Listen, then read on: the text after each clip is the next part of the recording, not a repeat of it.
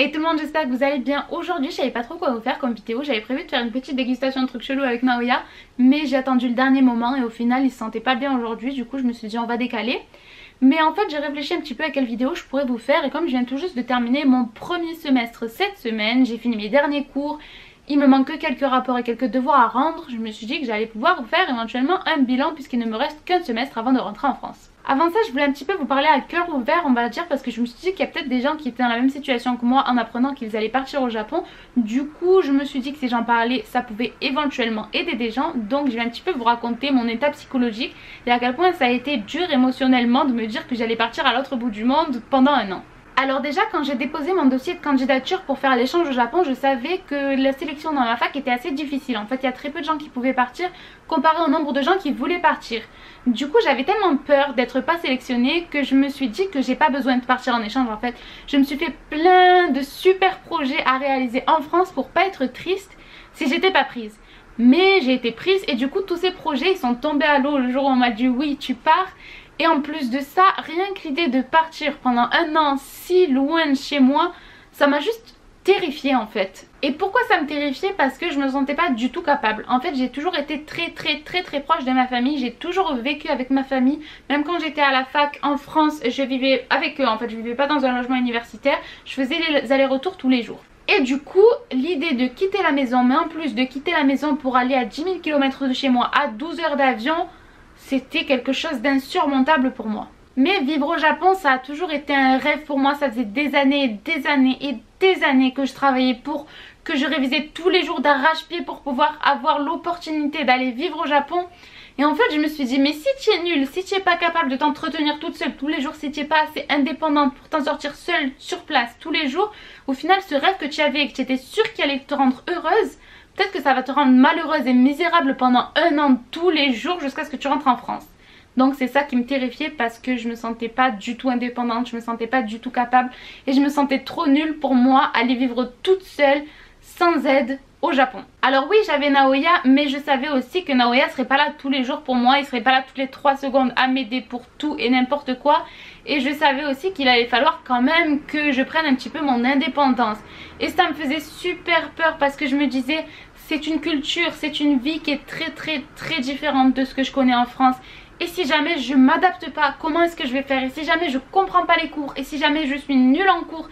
Et si jamais je n'aime pas la vie là-bas? Au final, tout ce dont j'ai rêvé pendant des années, tout ce pourquoi j'ai travaillé pendant des années, ça va juste me rendre malheureuse. Et j'avais tellement peur de ça. Et je sais que vous vous dites que j'ai beaucoup de chance d'être partie au Japon. Et c'est ce que je me dis aussi, je sais très bien que j'ai eu beaucoup de chance. Mais c'est juste que l'idée que j'allais risquer de galérer tous les jours, que j'allais risquer d'être malheureuse pendant un an, alors que c'était un truc dont j'avais rêvé depuis des années, ça me faisait très peur en fait. Et ça m'a inquiétée, ça m'a stressée pendant des mois. J'essayais de profiter au maximum de ma famille mais au final je me disais mais de toute façon tu vas les quitter pendant un an et ça va être tellement difficile et ils vont tellement te manquer, tu n'arriveras pas à être heureuse là-bas, tu seras pas capable de te rendre heureuse là-bas. Et du coup ça me tuait un peu mais au final, au fur et à mesure de l'été en fait, parce que je suis partie en septembre, je me faisais des petits projets sur les trucs que j'allais faire au Japon. Je me suis dit on va partir en vacances pour Noël avec Naoya, je vais faire tel truc, je vais faire ci, je vais faire ça. Et au final j'avais de plus en plus hâte de partir et au fur et à mesure qu'on passait les jours qui rapprochaient de mon départ, je me disais ah oui j'ai vraiment hâte de faire tel truc, j'ai vraiment hâte de faire tel truc. Et au final le jour de mon départ j'avais vraiment hâte d'arriver parce que j'avais hâte de découvrir ma vie au Japon. Je me disais que j'allais voir plein de nouveaux trucs et qu'au final même si j'allais pas m'adapter au début ça va être une super expérience et j'essayais de vraiment oublier tous les trucs qui me tracassaient avant. Et au final en arrivant au Japon je me suis rendu compte que je me suis vraiment trompée. Bien sûr j'ai eu un temps d'adaptation parce que les habitudes, la vie, même la nourriture c'est super différent en France et au Japon et du coup il a fallu que je m'adapte petit à petit.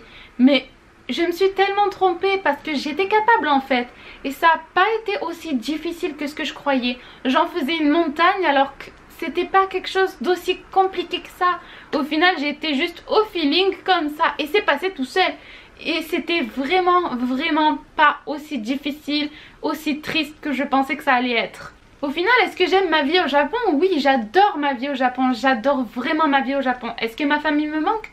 Oui, il me manque, mais je suis quand même capable d'être indépendante ici, je suis quand même capable de m'en sortir tous les jours.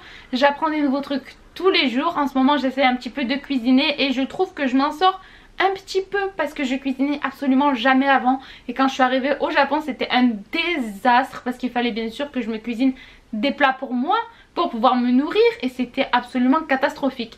Mais je fais des progrès et je trouve que je prends de plus en plus mon indépendance, et même si j'appelle ma famille encore presque tous les jours, j'apprécie quand même ma vie ici. Et bien sûr je me dis que ça ne va durer qu'un an, donc j'essaie de profiter au maximum. Avant je me disais waouh, un an ça va être énorme, ça va être tellement difficile. Et maintenant que je suis ici je me dis ça va durer qu'un an, donc profite. Si jamais vous êtes dans la même situation que moi, je vous assure que c'est pas aussi difficile que vous le croyez. Et même si jamais vous arrivez au Japon et qu'au final vous n'aimez pas la vie ici, que vous détestez ça, c'est quand même possible de rentrer chez vous. Vous n'êtes pas forcé de rester au Japon pour toute l'année entière.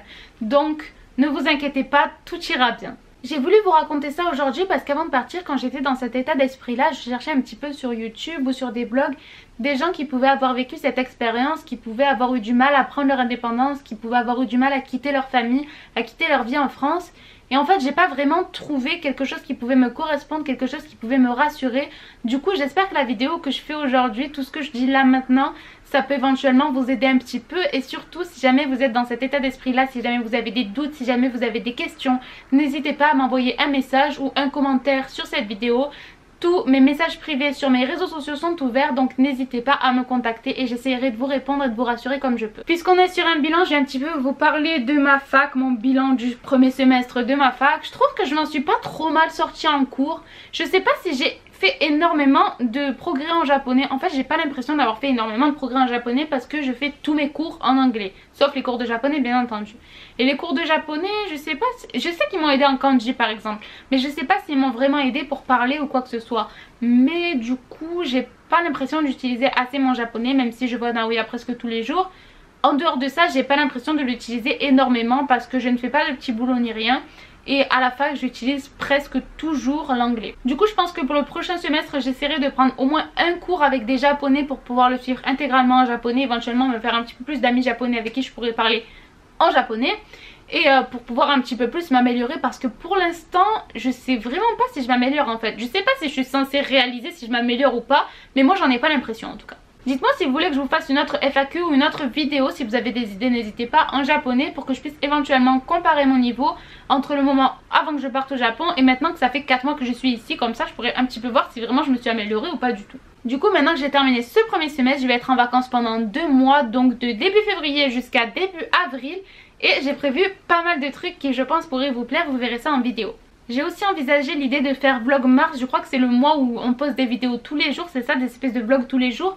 Je pense que ça pourrait être intéressant si je faisais ça parce que ça me forcerait à sortir tous les jours pour aller visiter un petit peu autour de chez moi et à vous montrer des trucs. Donc je pense que ça me motiverait vraiment à être productive parce que je vais avoir un mois de vacances où je vais rien faire.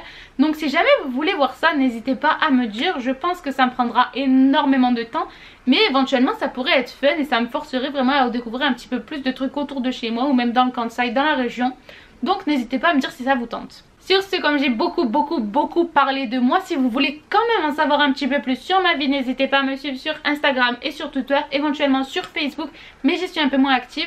Donc voilà, n'hésitez pas à aller voir un petit peu sur mes réseaux sociaux, j'y poste pas mal de trucs sur un petit peu ma vie de tous les jours. Donc si ça vous intéresse, n'hésitez pas. Sur ce, j'espère que cette vidéo aura pu vous aider, n'hésitez pas à me dire votre avis en commentaire et je vous dis bye bye à la prochaine vidéo.